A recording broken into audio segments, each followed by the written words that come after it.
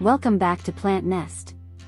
Today, we're diving into the world of Hoyas, a plant genus that's as diverse as it is fascinating. Choosing the right Hoya for your home can be an exciting task, and I can't stop collecting them. In this video, I'll show you why. Just look at this stunning Hoya Sunrise. Isn't it beautiful? Hoya Sunrise has stunning, oval leaves that turn a striking red when exposed to bright light. The leaves have a slightly fuzzy texture and a deep green color with prominent veins. It constantly produces clusters of small, star-shaped flowers that are cream-colored with a red center. These blooms are not only visually appealing but also have a subtle, sweet fragrance that adds to the plant's charm. Ever wondered, how much light does a Hoya need? Well, here's the scoop. Hoya Sunrise thrives in bright light. An east or west-facing window is perfect because it gives just the right amount of sunlight, catching those morning or evening rays. Here in Germany, I keep my Hoya Sunrise by a window, and we only get around 40 sunny days a year. My window gets about 2 hours of direct sunlight, and on those rare sunny days, I use a black net to create some shade. Without this setup, the Hoya Sunrise leaves will stay greenish. You can also make sure your Hoya gets enough light with artificial lighting, which works great in spots that are usually too dark. I use grow lights from September to April.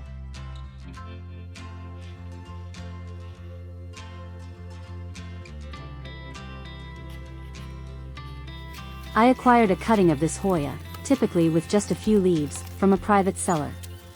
Rooting and growth went smoothly without any issues. Initially, it had a pale green color, and I didn't pay much attention to it until it was ready to bloom. I planted the cutting in a 7 cm diameter pot with a mix of coir, moss, and perlite. After about 1.5 years, I repotted it and added a round trellis in the middle of the pot.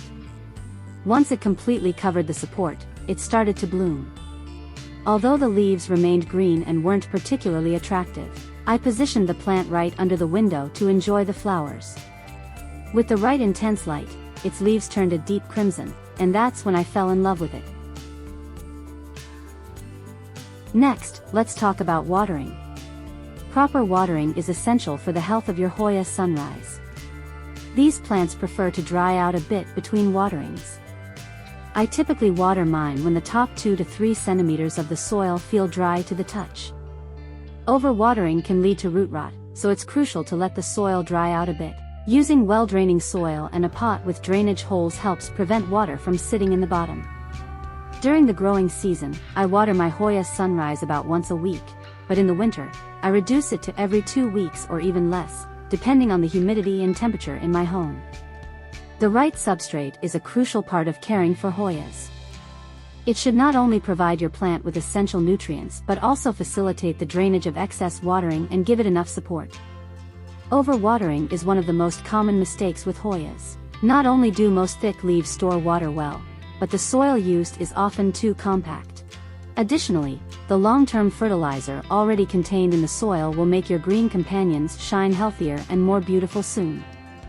It's also recommended to avoid planting your plants directly in decorative pots.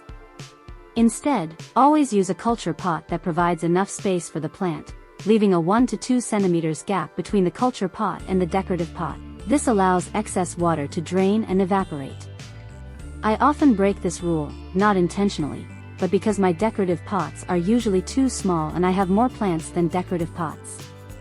So, there you have it. A quick overview of the beautiful Hoya Sunrise and how to care for it, including light, watering, and potting tips.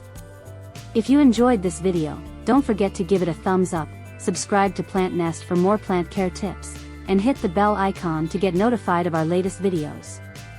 Happy planting!